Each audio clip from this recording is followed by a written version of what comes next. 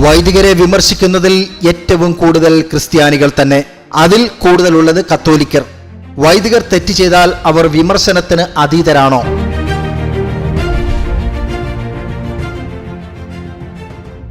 ഇതിനുത്തരം കർത്താവ് മട്ടർ വോഗലിന് കൊടുത്ത വെളിപ്പെടുത്തലുണ്ട്. ജർമ്മനിയിൽ ജീവിച്ചിരുന്ന ഫ്രാൻസിസ്കൻ 3-ാം സഭയിലെ അംഗമായിരുന്നു മട്ടർ വോഗൽ.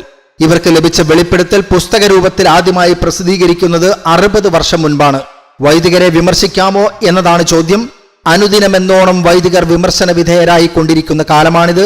നിർഭാഗ്യകരം എന്ന് പറയട്ടെ, വൈദികരെ വിമർശിക്കുന്നതിൽ നല്ലൊരു പങ്കും ക്രിസ്ത്യാനികളും അതിൽ തന്നെ കൂടുതലും കത്തോലിക്കരുമാണ്. എന്നാൽ അതിനേക്കാൾ ദുഃഖകരം, വൈദികരെ വിമർശിക്കുന്നവർ ഉപയോഗിക്കുന്ന വാക്കുകൾ പലപ്പോഴും സഭ്യതയുടെ സീമകൾ ലംഘിക്കുന്നതാണ് എന്നാണ്. ഈ സാഹചര്യത്തിലാണ് മേൽ പറയപ്പെട്ട സഹോദരിക്ക് 3/4 നൂറ്റാണ്ടിനപ്പുറം കർത്താവ് നൽകിയ സന്ദേശങ്ങൾ ഓർത്തെടുക്കുന്നത്.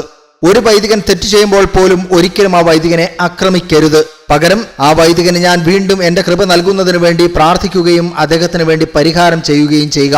എന്റെ മാതൃക അനുസരിച്ച് ജീവിക്കുന്നില്ലെങ്കിൽ പോലും അദ്ദേഹം എന്നെ പൂർണ്ണമായും പ്രതിനിധാനം ചെയ്യുന്നുണ്ട്. ഒരു പുരോഹിതൻ വീണു പോകുമ്പോൾ അദ്ദേഹത്തെ ആക്രമിക്കുകയല്ല, മറിച്ച് പ്രാർത്ഥനയിലൂടെ അദ്ദേഹത്തെ സഹായിക്കുകയാണ് നീ ചെയ്യേണ്ടത്. പുരോഹിതനെ വിധിക്കുന്നത് ഞാനാണ്, ഞാനല്ലാതെ മറ്റാരുമല്ല. ഒരു പുരോഹിതനെതിരെ വിധി പ്രസ്താവം നടത്തുന്നവർ എനിക്കെതിരെ തന്നെയാണ് അത് ചെയ്യുന്നത്. എന്റെ കുഞ്ഞെ, നീ ഒരിക്കലും ഒരു പുരോഹിതനെ ആക്രമിക്കാൻ വിട്ടുകൊടുക്കരുത്. പിന്നെയോ അദ്ദേഹത്തിന് പ്രതിരോധം തീർക്കുക. കുഞ്ഞെ, ഒരിക്കലും നിന്റെ കുമ്പസാരക്കാരനെ വിധിക്കരുത്. അദ്ദേഹത്തിന് വേണ്ടി പ്രാർത്ഥിക്കുകയും വ്യാഴാഴ്ചകളിലെ പരിശുദ്ധ കുർബാന എന്റെ പരിശുദ്ധ അമ്മയുടെ കരങ്ങളിലൂടെ അദ്ദേഹത്തിന് വേണ്ടി സമർപ്പിക്കുകയും ചെയ്യുക. ഒരിക്കലും ഒരു പുരോഹിതനെതിരെ ഉച്ചരിക്കപ്പെടുന്ന തെറ്റായതോ വഴിവിട്ടതോ ആയ വാക്കുകൾ കേൾക്കാൻ നിൽക്കരുത്. സത്യമായ കാര്യത്തെക്കുറിച്ചാണെങ്കിൽ പോലും അദ്ദേഹത്തോട് ദയാശൂന്യമായ വാക്കുകൾ പറയരുത്. ഓരോ വൈദികനും എന്റെ പകരക്കാരനാകിയാൽ അത്തരം വാക്കുകൾ എന്റെ ഹൃദയത്തെ വേദനിപ്പിക്കുകയും നിന്ദിക്കുകയും ചെയ്യുന്നു. ഒരു വൈദികനെതിരെ ആരെങ്കിലും സംസാരിക്കുന്നത് കേട്ടാൽ നീ ഒരു നന്മ നിറഞ്ഞ മറിയമേ ചൊല്ലുക. ഒരു വൈദികൻ അയോഗ്യതയോടെ പരിശുദ്ധ കുർബാന അർപ്പിക്കുന്നത് കാണുകയാണെങ്കിൽ അതിനെക്കുറിച്ച് അദ്ദേഹത്തോടൊന്നും പറയേണ്ടതില്ല. നീ അത് എന്നോട് മാത്രം പറയുക. ബലിപീഠത്തിൽ വൈദികന്റെ ചാരത്തു നിൽക്കുന്നത് ഞാൻ തന്നെയാണല്ലോ.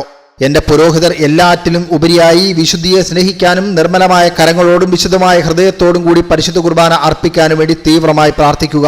തീർച്ചയായും അയോഗ്യനായ ഒരു വൈദികൻ അർപ്പിക്കുന്ന പരിശുദ്ധ ബലിയും മറ്റേത് ബലിയും പോലെ തന്നെയാണ്. അതിനാൽ അതിൽ പങ്കെടുക്കുന്നവരിലേക്ക് പകരപ്പെടുന്ന കൃപകൾ വ്യത്യസ്തമായിരിക്കും.